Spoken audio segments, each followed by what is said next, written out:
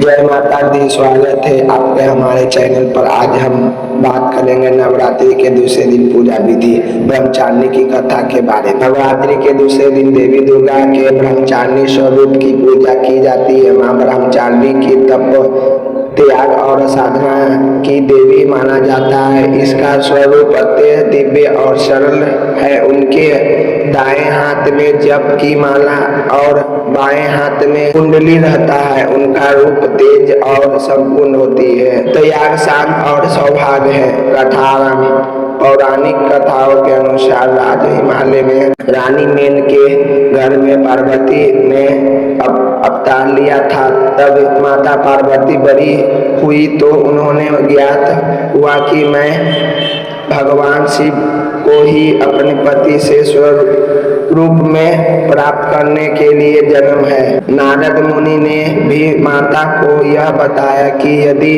वे भगवान शिव को अपने पति रूप में प्राप्त करना चाहती है तो उन्हें कठोर तपस्या करना होगी। यह सुनकर मां पार्वती ने अपने जीवन में पूर्ण ब्रह्मचर्य और तपस्या का समर्पित किया।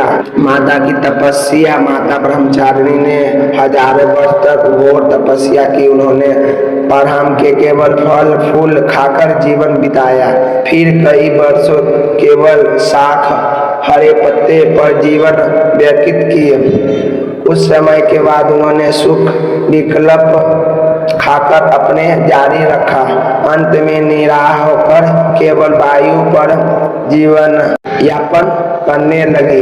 कहा जाता है कि उनकी कठोर तपस्या से तीनों लोग हिले लगे। देव ऋषि ने सिद्ध सब उनके तप पर देखकर संभव हो गए।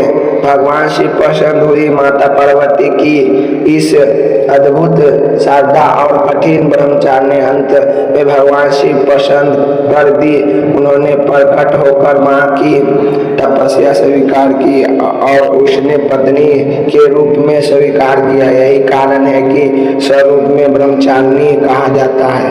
मां ब्रह्मचारिणी की उपासना से साधक को त्याग जप संग और आत्मबल की प्राप्ति होती है। जो भगवान सच्चे मन से इनकी उपासना करता है उसे जीवन में कभी भय और असफलता का सामना नहीं करना पड़ता है। कठिन से कठिन समय भी उसे शासन और धैर्य मिलता है।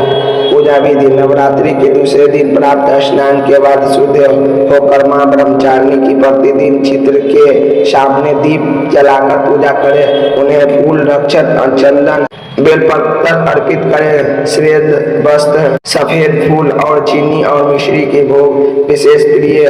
ब्रह्मचारिणी मंत्र का जप करने से अद्भुत लाभ प्राप्त होता है।